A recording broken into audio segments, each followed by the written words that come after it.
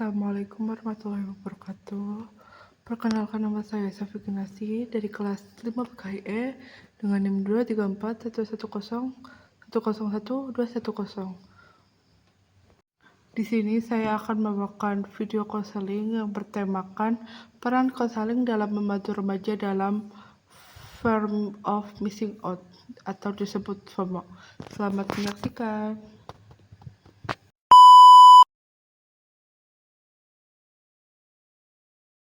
Selamat pagi, Seza. Terima kasih ya udah mau datang hari ini. Gimana kabar Seza hari ini nih? Pagi Bu, sebenarnya aku agak kurang baik Bu. Saya sering merasa capek belakangan ini. Capek ya?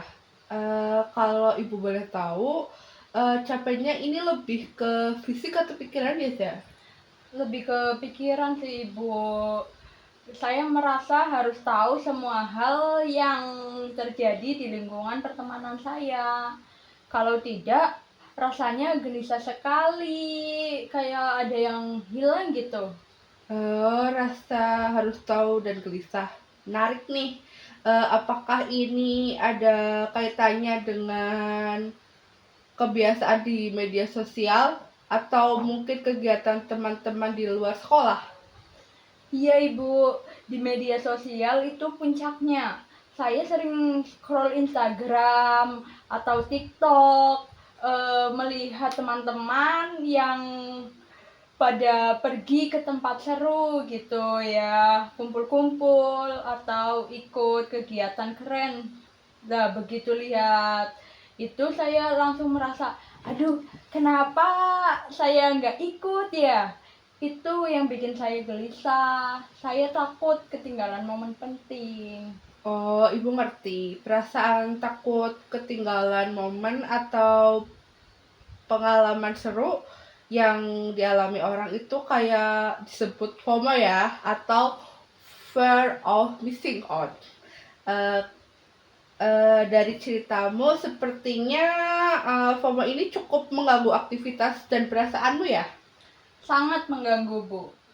Saya jadi sering membandingkan diri saya, akhirnya sering begadang cuma buat stalking supaya tidak ada story yang terlewat. Sekolah jadi kurang fokus, Ibu. Baiklah, sekarang mari kita lihat lebih dalam ketika kamu merasa FOMO atau Fear of Missing Out itu, apa yang biasanya kamu lakukan pada saat kamu itu FOMO? Biasanya itu kalau buat FOMO itu ya, saya itu sering berusaha join acara itu Bu, meskipun sebenarnya saya lagi ada tugas atau sedang tidak mood. Kalau tidak bisa, saya akan terus mengecek HP dan bertanya-tanya ke teman-teman tentang detail acaranya. Uh, jadi FOMO itu mendorong kamu buat melakukan hal-hal yang emang mungkin bertentangan sama kebutuhan kamu sendiri ya. Saat itu Ibu ingin tahu apa sih yang paling kamu takutkan ketika apa ya? Kamu itu nggak melewatkan momen tersebut. Takutnya itu saya jadi tidak dianggap Ibu. Takut pertemanan jadi merenggang, terus saya jadi outsider karena tidak punya insight joki atau cerita yang sama dengan yang lain. Jadi akar kekuatanmu itu bukan hanya tentang acaranya itu ya, lebih kepada kebutuhan untuk diterima dan memiliki koneksi yang kuat dengan teman-temanmu. Apakah begitu? Ya Ibu, tepat sekali. Itu wajar ya, Zaza. Di usiamu yang sekarang itu rasa memiliki itu sangat penting. Namun apakah benar bahwa kehadiran fisikmu di setiap acara tersebut itu satu-satunya penentu kualitas pertemanan? Kalau dipikir-pikir itu tidak sih ya Bu. Tapi teman dekat saya tetap menghubungi saya meskipun saya enggak harus ikut mereka, tapi rasanya tetap lain gitu, Bu. Perasaan itu yang perlu kita kelola ya di sini saja. Tujuan kita sekarang bukan menghilangkan FOMO 100%, karena perasaan itu manusiawi, tapi kita akan mengubahnya menjadi JOMO. Apakah tahu JOMO apa? JOMO. Wah, apa itu, Ibu? Nah, JOMO itu joy of missing out, rasa damai dan kepuasan saat kita memilih fokus pada diri sendiri. Apakah bahasa di sini paham? Apa itu JOMO? Wah, kayaknya agak susah dibayangin sih, Bu. Bisa kita tuh bisa mulai dari beberapa langkah kecil. Yang pertama kayak kita buat jurnal kalau semisal kita lagi FOMO. Setiap kamu ngerasa gelisah karena melihat akun-akun teman kamu pada story kemana, terus hentikan kebiasaan scrolling sejenak. Tuliskan 3 hal. Kayak contoh, yang pertama itu ada apa yang kamu lihat, seperti contoh teman-teman di kafe baru. Nah, yang kedua itu apa perasaanmu saat ini, kayak contoh gelisah, sedih, atau merasa sendirian. Terus yang ketiga, apa yang kamu lakukan saat ini, seperti contoh lagi ngerjain tugas matematika. Oke, Bu. Untuk menyadari perasaan saya dulu. Nah, karena di media sosial sebagai pemicunya, kita harus mengendalikannya, bukan mereka yang mengendalikan kita. Bagaimana kalau kita coba menetapkan waktu bebas scrolling? Kayak misal dari jam 7 sampai jam 9 malam, terus fokus pada hal-hal yang benar kamu butuhkan. Jangan FOMO apa, itulah, inilah. Fokus kayak tugas, hobi, atau ngobrol langsung dengan keluarga. Agak berat, Bu.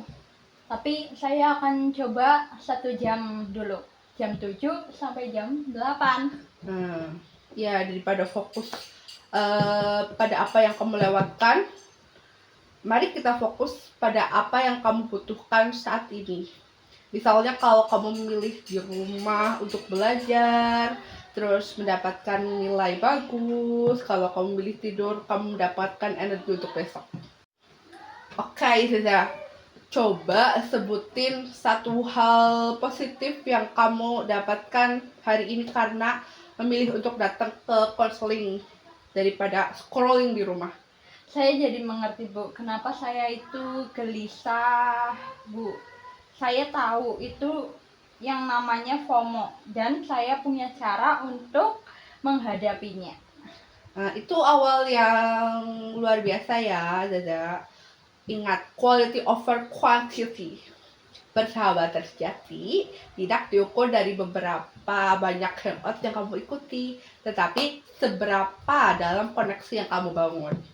Untuk minggu ini, apa komitmen aksi nyatamu yang paling mungkin kamu lakukan?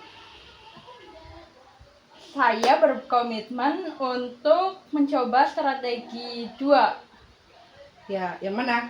Mengelola waktu di media sosial. Saya akan menonaktifkan notifikasi Instagram dan TikTok mulai dari jam 7 malam sampai jam 8 malam. Dan saya akan menuliskan jurnal emosi FOMO saya kalau perasaan gelisah itu datang. Oke, komitmen ini jelas dan terukur ya, bagus sekali. Kita akan bertemu lagi minggu depan dan Ibu akan mengadakan sesi konseling lanjutan untuk melihat perkembangan dan jurnal dan komitmenmu ya. Kamu ini nggak sendirian dalam menghadapi ini. Kamu punya kendali ya, Zaza. Terima kasih banyak, Ibu.